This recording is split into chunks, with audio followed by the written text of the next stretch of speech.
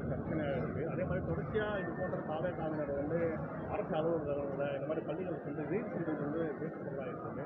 இது குறித்து நீங்கள் எப்படி பார்க்குறீங்க? அதாவது ஆய்வு பணிகிறது காலங்காலமாக நடைபெறுவது தான். அது வந்து ஒவ்வொரு அமைச்சரும் ஒவ்வொரு சட்டமன்ற உறுப்பினரும் சம்பந்தப்பட்ட அவர்களினுடைய தொகுதியில் இருக்கக்கூடிய பல்வேறு வகையான இடங்களுக்கும் சென்று ஆய்வு செய்வது என்பது ஒரு மரபு தான்.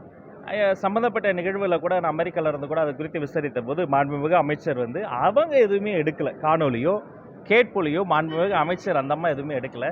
சொல்லப்போனால் அவங்களே தமிழ் வழி கல்வியில் படித்த ஒரு சகோதரி தான். ஒரு மாற்றுத்திறனாளியினுடைய மகளாக பிறந்து தமிழ் வழி கல்வியில் பிறந்து இன்று ஆங்கிலத்தில் நன்றாக பேசக்கூடிய ஒரு தனித்திறமை வளர்த்து கொண்ட ஒரு அரசியல் ஆளுமை தான். அதனால் இது அங்கிருந்து மற்ற ஊடகங்கள் எடுத்த காணொலிகள் வந்து அதன் பிறகு தொடர்ச்சியாக அது சர்ச்சையாக மாறியது. மற்றபடி இந்த ஆய்வுகள் என்பது அது ஒரு மரபு தான், அதை யாரும் தவறாக எடுத்துக்கொள்ளக்கூடாது.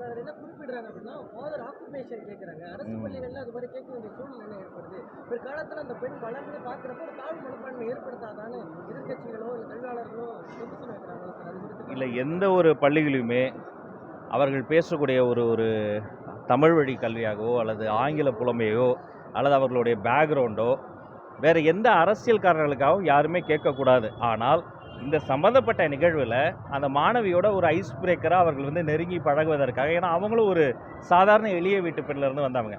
அந்த பெண்மணியை பார்த்தபோது, அந்த மாணவியை பார்த்தபோது அமைச்சருக்கும் தன்னை போல் ஒருத்தையை பார்த்ததால ஒரு அக்கா ஸ்தானத்தில் தான் அதை அவங்க பேசுகிறாங்க. அதாவது யாரும் அதை தவறாக எடுத்துக்குவாங்க.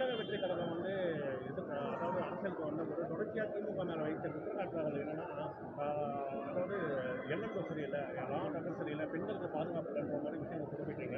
அதே போல தற்போது தாவேகால ஆலந்தூர் பகுதியில் இருக்கக்கூடிய வேமுறையும் வந்து கைது செய்து சிறைக்கு சென்ற வந்த நிலையில் அவரை அழைத்துக் கொண்டு சட்டமன்ற உறுப்பினர் வந்து ஒரு அரசியல் நிகழ்ச்சியில் ஆய்வு மேற்கொண்டது என்பது ஒரு மிகப்பெரிய ஒரு சர்ச்சையாச்சு. இது போன்ற செயலில் ஈடுபடுறது நீங்கள் என்ன?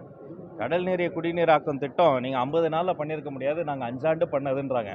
தமிழ்நாட்டில் சட்டம் ஒழுங்கு சீர்கெட்டு இருப்பதும் 50 நாளில் பண்ணியிருக்க முடியாது, அவங்க 5 ஆண்டில் பண்ணதுடைய விளைவை தான் இப்போ நம்ம சந்திச்சுட்டு இருக்கோம். தெருவெல்லாம் போதைப் பொருள் புழக்கம் அதிகமாக இருந்ததோடைய வெளிப்பாடு தான் இது.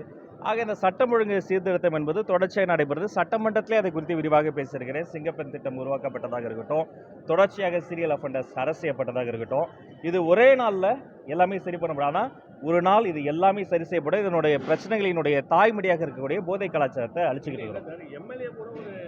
அதான் அந்த மாதிரி அது வந்து அவராக வலிந்து அந்த கூட வந்து ஒரு சிறப்பு விருந்தினராக வந்து அவரை அழைச்சிட்டு போல. அந்த சம்மந்தப்பட்ட இடத்துல எல்லாருமே வராங்க. ஒரு அரசியல் தலைவர் இருக்கும்போது வர்றவங்களாம் வந்து ஃபோட்டோ எடுக்கும்போது யாரும் தடுக்கவும் முடியாது. இருந்தாலும் இது போன்ற விஷயங்களை இன்னும் கவனமாக இருக்க சொல்லிடுறேன். இல்லைப்பா, 3ஆம் வகுப்பு வரைக்கும் பாடத்திட்டத்தை மாற்றி இருக்கிறோம், பாட புத்தகத்தையே மாற்றி இருக்கிறோம். டெக்ஸ்ட் புக்னு சொல்கிறோம்ல, it is no more text book. டெக்ஸ்ட்டை குறைச்சிட்டு வண்ண படங்களை அதிகமாக்கி இருக்கிறோம், பார் கோடுகளை கொண்டு வந்திருக்கிறோம். ஸ்லோ லேர்னர்ஸ்னு சொல்லப்படுற தன்வேகத்தில் கற்கும் குழந்தைகள், மெல்ல கற்கும் குழந்தை கூட தன்வேகத்தில் கற்கும் குழந்தையை உள்ளே கொண்டு வருவதற்கான வேலை பண்ணியிருக்கோம். இது 3ஆம் வகுப்பு முடிஞ்சிருச்சு. அதே மாதிரி கரிக்குலம் கமிட்டி அடுத்தடுத்த வகுப்புகளுக்கான அந்த வேலைகள் நடந்துகிட்டு இருக்கு. அந்த பாடத்திட்டம் அந்த பிரிண்டிங் ப்ராசஸும் போயிட்டு இருக்கு. அதுவுமே கொண்டு போய் சென்டர் சேர்க்கப்படும்.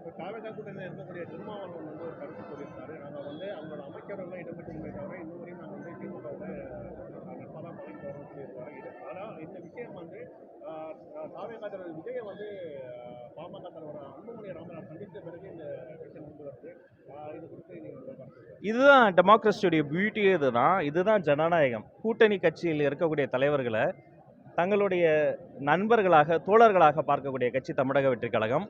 மற்றபடி அவர்களை வந்து தங்களுடைய ஒரு குடும்பத்தினுடைய ஒரு ஏவலாகவோ தங்களுக்கெல்லாம் எல்லாரும் இன்னும் தங்களை மீறி யாரும் பேசக்கூடாதுன்னா அப்படி எந்த நெருக்கடியும் தரக்கூடிய கட்சி நம்ம கிடையாது. இதை ஒரு ஜனநாயகமாக திருமாவளவன் அவர்களினுடைய பேச்சு ஒரு டெமோக்ரஸியாக ஜனநாயகத்தை வெளிப்படா பார்க்கிறேன். மற்றவர்கள் போய் கலந்து பேசி நம்ம பேசுவோம். நன்றி.